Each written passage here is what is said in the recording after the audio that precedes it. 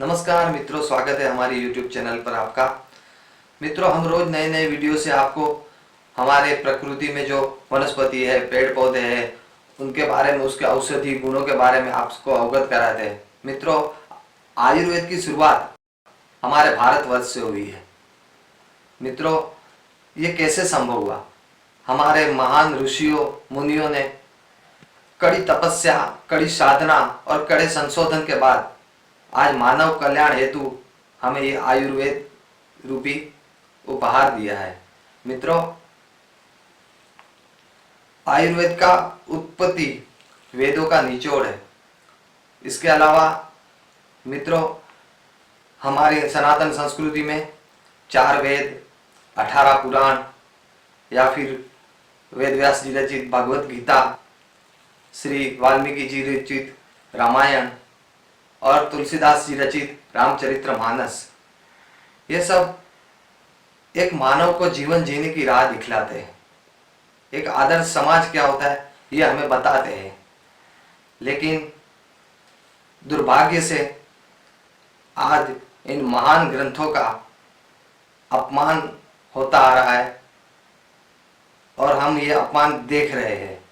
मित्रों, आए दिन आजकल आप मीडियाओं पे देखते हो कि रामचरितमानस, तुलसीदास जी और प्रभु श्री रामचंद्र जी का बार बार अपमान कुछ स्वार्थी लोग, कुछ स्वार्थी राजनेता लोग अपने मतलब के लिए, अपने फायदे के लिए कर रहे हैं।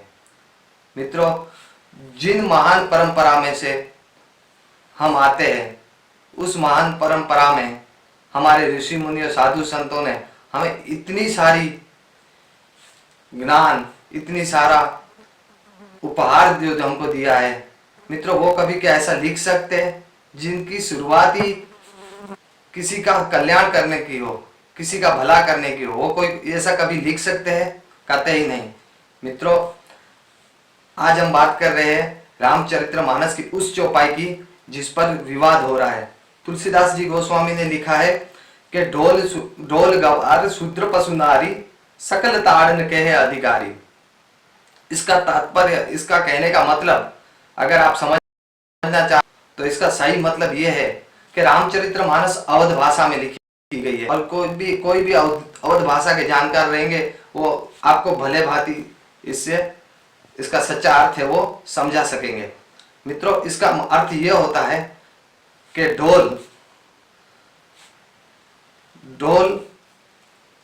गवार शूद्र पशु नारी सकल ताड़न के है अधिकारी।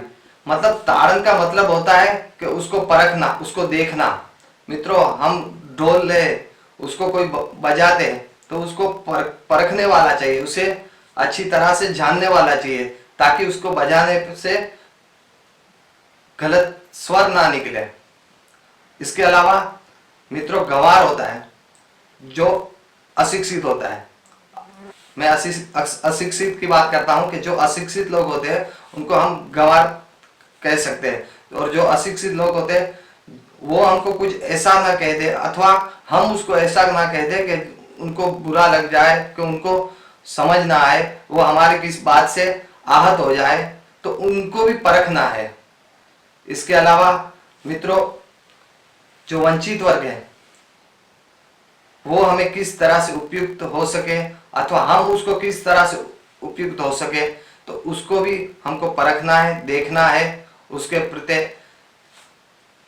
सद्भावना से रहना है। तो ये हमें तुलसीदास जी गोस्वामी कहना सिखाते हैं। और रही बात पशु की, मित्रों, अगर कोई भी पशु हो, मानव जितना समझदार वो नहीं होता है। हमारी किसी क्रिया, हमारी किसी प्रतिक्रिया से वो अपने आप को भयभीत महसूस करे, अपने आप को असुरक्षित महसूस करता है, तो वो अपनी असुरक्षित की भावना में कुछ ऐसा कार्य न कर बैठे कि हमको नुकसान होवे या खुद को भी नुकसान पहुंचा देवे।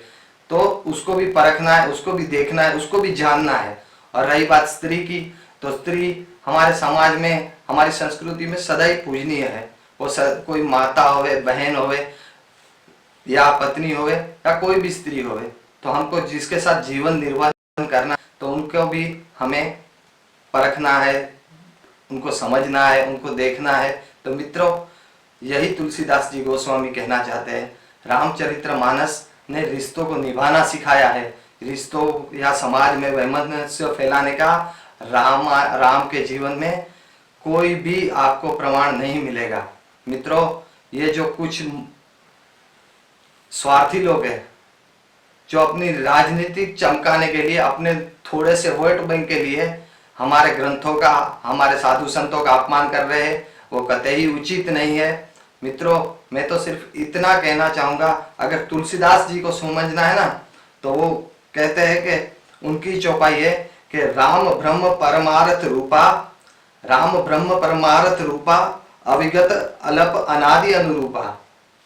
मित्रों, अगर राम को समझना है तो तुलसीदास जी ने कहा है जो ब्रह्म स्वरूप है और जो अविगत, जाने जो पहले कभी नहीं था, जिसकी गति कभी नहीं रुकती, ऐसे अनुपम है प्रभु श्री राम।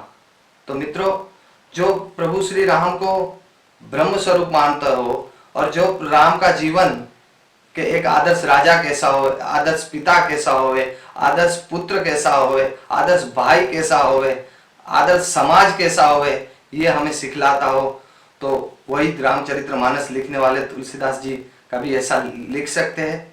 कहते ही नहीं। मित्रों, अगर हम रामायण को या रामचरितमानस को समझ नहीं सकते तो कोई बात नहीं, लेकिन उन्हें मलिन करने का अधिकार हमको किसने दिया है?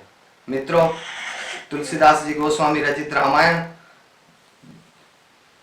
आप वाल्मीकि रामायण देखेंगे ना तो उनको समझना, उनके भावार्थ को समझना काफी कठिन है। तो महान तपस्वी संत तुलसीदास जी ने एक सरल भाषा में रामचरितमानस को हम तक पहुंचाया। आज भी जो रामचरितमानस की कथा होती है 9 दिन की, वो तुलसीदास रचित रामचरितमानस की होती है। तो मित्रों, हमारी सनातन संस्कृति ने हमेशा हमको कुछ न कुछ दिया है, बाकी तो चंद लोग ऐसे रहते हैं। मित्रों, आज भारत में हमको तोड़ने के लिए अनेकों प्रयास हो रहे हैं, हमारी संस्कृति को तोड़ने के लिए अनेकों प्रयास हो रहे हैं। मित्रों, आज भारत विश्व गुरु होने की राह पर है। भारत ने आयुर्वेद, योग जैसी अमूल्य भेंट, अमूल्य धरोहर जो विश्व को दी है। तो मित्रों, हम इन स्वार्थी लोगों की बातों में ना आए और सही क्या है उसे जानने की कोशिश करें, और जो समाज के बीच वैमनस्य फैलाया जा रहा है उससे दूर रहे। बाकी तो रामचरितमानस को समझना है तो तुलसीदास जी की चौपाई है कि जाकी रही भावना जैसी, प्रभु मूरत तिन देखी तैसी। तो जैसी जिसकी भावना वैसी है रामचरितमानस। बाकी यही हमें सच्चा जीवन, सच्चा समाज में जीने का अधिकार और उसके साथ बेहतरी से समन्वय बनाने का सिखाता है। मित्रों, हम रोज आपसे नए नए वीडियो और टॉपिक पे, आयुर्वेद पे मिलते रहेंगे। इसके अलावा आज का ये वीडियो था, वो आपको कैसा लगा प्लीज़ हमें बताएं, हमें कमेंट करें और हाँ, हमारे चैनल को सब्सक्राइब करें। जय माता दी, जय श्री राम।